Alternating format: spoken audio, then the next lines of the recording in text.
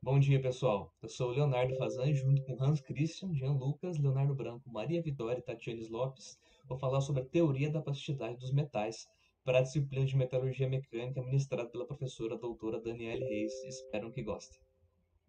Para melhor organização desse trabalho, o conteúdo foi dividido em 5 etapas. Primeiramente, falando sobre o conceito de plasticidade. Segundamente, falando da plasticidade dos metais, até a teoria da plasticidade dos metais. Logo após isso, os ensaios de plasticidade e, por último, a aplicação.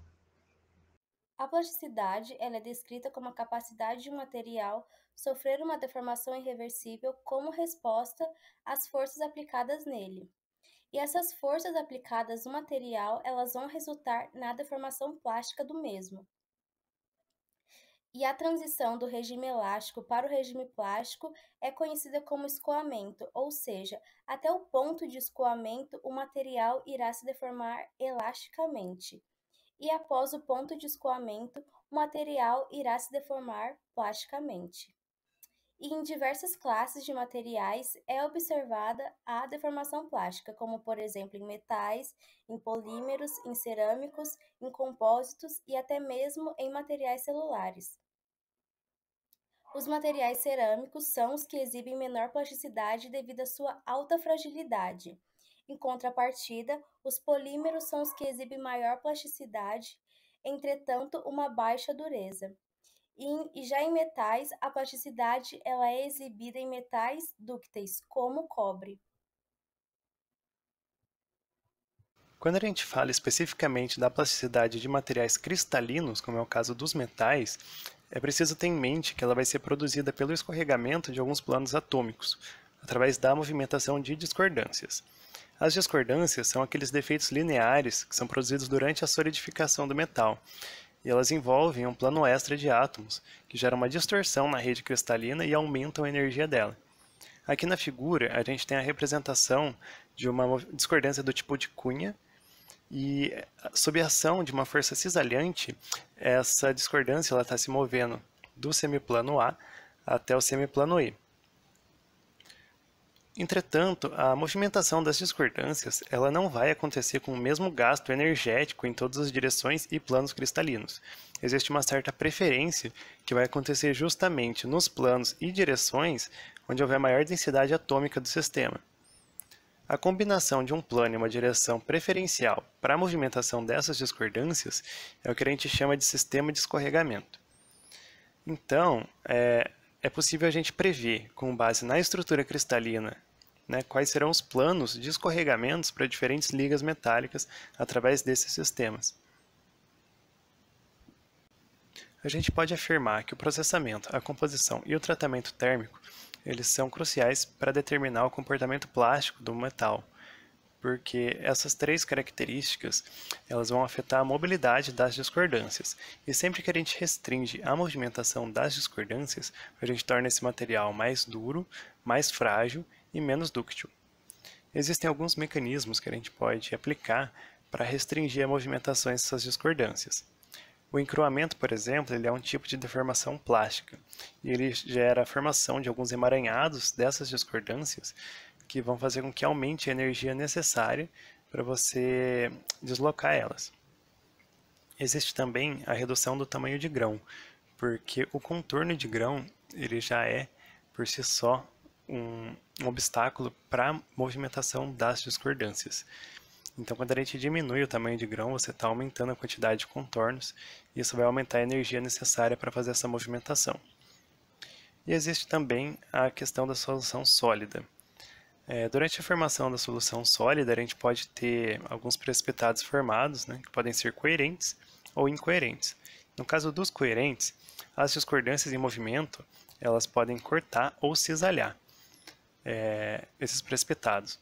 Agora, no caso dos precipitados incoerentes, para fazer a movimentação das discordâncias, é somente contornando esses precipitados.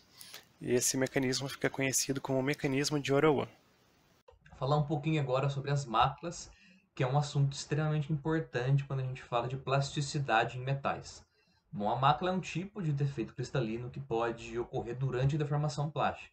Esse conceito é extremamente complexo e baseia-se no intercrescimento de metais de tal modo que seja possível a gente calcular eles, né?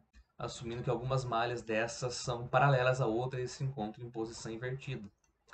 A maclação, que é esse processo através das máculas, né, ocorre em um plano cristalográfico determinado segundo uma direção cristalográfica bem específica. Esse conjunto de plano de direção é um tipo de estrutura cristalina.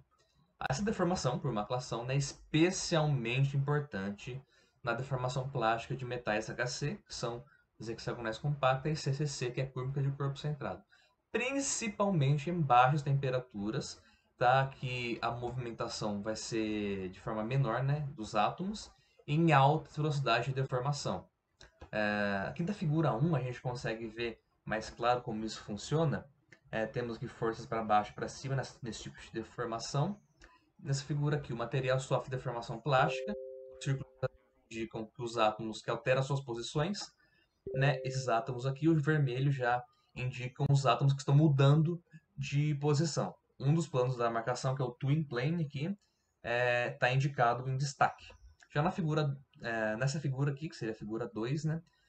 O material está no final da deformação plástica. Os círculos cheios indicam os átomos que mudaram de posição.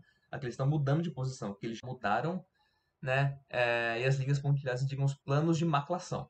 Aqui, ó, durante a maclação e aqui é depois da maclação. Esse tipo de deformação é extremamente importante quando a gente fala da plasticidade, porque eles diminuem muito, né? E aumentam muito as propriedades durante esse processo. A teoria da plasticidade lida com o comportamento dos materiais em deformações onde a lei de Hooke não é mais válida. Vários aspectos da deformação plástica tornam a formulação matemática de uma teoria da plasticidade mais difícil do que a descrição do comportamento de um sólido elástico. Por exemplo, a deformação plástica não é um processo reversível como a deformação elástica.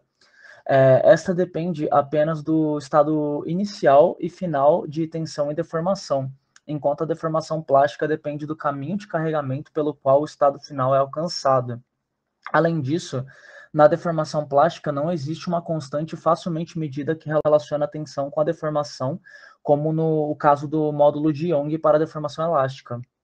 O fenômeno do endurecimento por deformação é difícil de acomodar dentro da teoria da plasticidade sem introdução com complexidade matemática considerável. Um dos problemas encontrados é que a curva de tensão da engenharia não dá uma indicação verdadeira das características de deformação de um material, porque é baseada inteiramente nas dimensões originais do corpo de prova, e essas dimensões mudam continuamente durante os testes. Também, em processo de usinagem, a peça sofre alteração apreciável na área de seção transversal. Assim, são necessárias medidas de tensão e deformação baseadas nas dimensões instantâneas, como observado na equação da deformação linear representada. Existem também os critérios de escoamento para metais dúcteis, que são relações essencialmente empíricas. Um deles é o critério de escoamento de von Mises, que implica que o escoamento não depende de nenhuma tensão normal ou tensão de cisalhamento em particular. Mas, em vez disso, o escoamento depende de uma função de todos os três valores da tensão de cisalhamento principal. A equação prevê que o escoamento ocorrerá quando as diferenças de tensões no lado direito da equação é escoamento na tensão uniaxial. Esta equação não possui restrição de uso, sendo utilizada para as principais tensões. O outro é o critério de Tresca, ou tensão máxima de cisalhamento, notando-se que é menos complicado matematicamente do que o critério de von Mises, e por esse motivo é frequentemente usado em projetos de engenharia.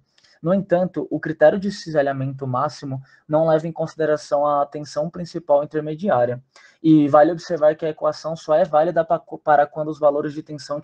Neste tópico, iremos abordar um ensaio que pode ser utilizado para entender o comportamento de plasticidade do material. É importante salientar que a plasticidade é a capacidade que o material deve ter de se deformar quando submetido a um esforço e de manter essa forma quando o esforço desaparece. Essa propriedade é importante para os processos de fabricação que exigem conformação mecânica, como será abordado posteriormente. O ensaio mais comumente utilizado é o de tração, em que se consiste na aplicação gradativa de carga de tração uniaxial nas extremidades de um corpo de prova especificado, conforme a figura ao lado. O resultado gera uma curva que relaciona a tensão e a deformação. Com isso, é possível obter inúmeras propriedades do material envolvido. Para nosso estudo em questão, é interessante observarmos a região plástica. A partir do conhecimento do término da região elástica, à medida que o material continua a ser deformado além desse ponto, a tensão deixa de ser proporcional à deformação e, portanto, a lei de Hooke não mais será obedecida, ocorrendo uma deformação permanente e não recuperável denominada deformação plástica. Essa transição entre o comportamento elástico para o plástico muitas vezes é gradual e pode ser observada na curva na região onde ocorre uma leve curvatura no ponto de surgimento da deformação plástica, como pode ser observado. Dentre as propriedades que podem ser avaliadas estão o limite de escoamento, em que indica a tensão onde a deformação plástica se inicia, o limite de resistência à tração, onde corresponde a tensão no ponto máximo da curva tensão-deformação de engenharia, logo, é a tensão máxima que pode ser sustentada por uma estrutura sob tração, indicada pelo ponto M na imagem. A ductilidade é uma propriedade mecânica importante, pois representa o grau de deformação plástica que o material suportou até a sua fratura. Caso o material experimente uma deformação plástica muito pequena, ou mesmo nenhuma até a sua fratura, então ele é chamado de frágil. Já a tenacidade representa a medida da capacidade de um material em absorver energia até a sua ruptura. A teoria da plasticidade em metais é muito aplicada em processos de conformação dos metais, sendo os principais processos a extrusão, a laminação, tanto a quente quanto a frio, e, por fim, o forjamento. O conhecimento a respeito do comportamento plástico dos metais aplica-se nos processos de conformação, sendo uma das principais formas a laminação, que é um processo de deformação plástica que resulta na redução da seção transversal do metal, no qual o material passa entre dois cilindros que giram na mesma velocidade em sentidos opostos. Esse processo é aplicado em diversas indústrias devido à sua alta produtividade, conformando metais em bobinas que são altamente aplicadas em diversos setores, como na fabricação de painéis de carrocerias de automóveis. A laminação pode ser dividida em duas etapas. A primeira delas, a laminação a quente, caracterizada por uma operação de desbaste, que ocorre em temperaturas elevadas acima da temperatura de recristalização, que para aços é cerca de 1000 a 1200 graus, onde principalmente vai ocorrer a diminuição da seção transversal do metal, promovendo um aumento na ductilidade. Já na laminação a frio, que é uma operação de acabamento realizada por sua vez em temperaturas ambientes, vai promover o aumento do encruamento e refinamento do grão.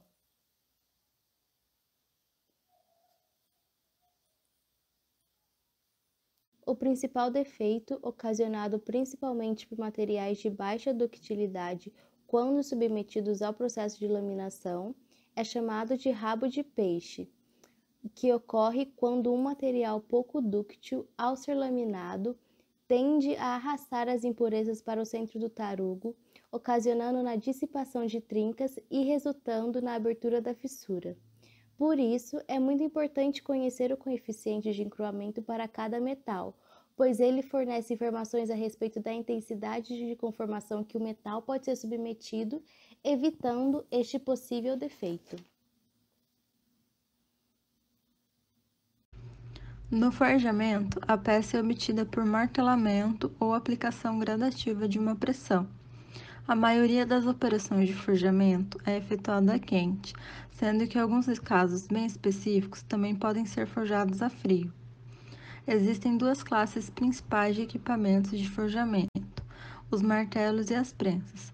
A diferença entre eles é que os martelos provocam deformação do metal por impacto e as prensas submetem o metal a uma força de compressão em baixa velocidade. O forjamento também pode ser subdividido em duas categorias, o forjamento livre e o forjamento em matriz. No forjamento livre é onde o metal é deformado entre ferramentas planas ou de formato simples.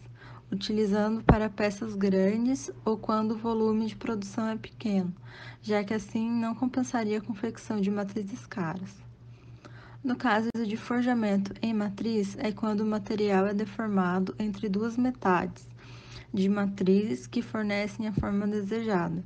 Esse processo ocorre sob alta pressão e é interessante para grande volume de produção, para compensar assim o volume das matrizes. A extrusão é um processo de conformação plástica onde se faz passar um tarugo ou lingote pela abertura existente no meio de uma ferramenta colocada na extremidade do recipiente, por meio da ação de compressão de um pistão, que é acionado pneumática ou hidraulicamente, conforme a figura que temos no slide. Geralmente, os produtos da extrusão são perfis e tubos, principalmente os de seção circular. A passagem do tarugo pela ferramenta, que tem um furo de seção transversal menor do que a seção do tarugo, provoca uma deformação plástica, mas sem efeito de encruamento, já que normalmente esse processo é conduzido a uma temperatura de trabalho acima da temperatura de recristalização do metal.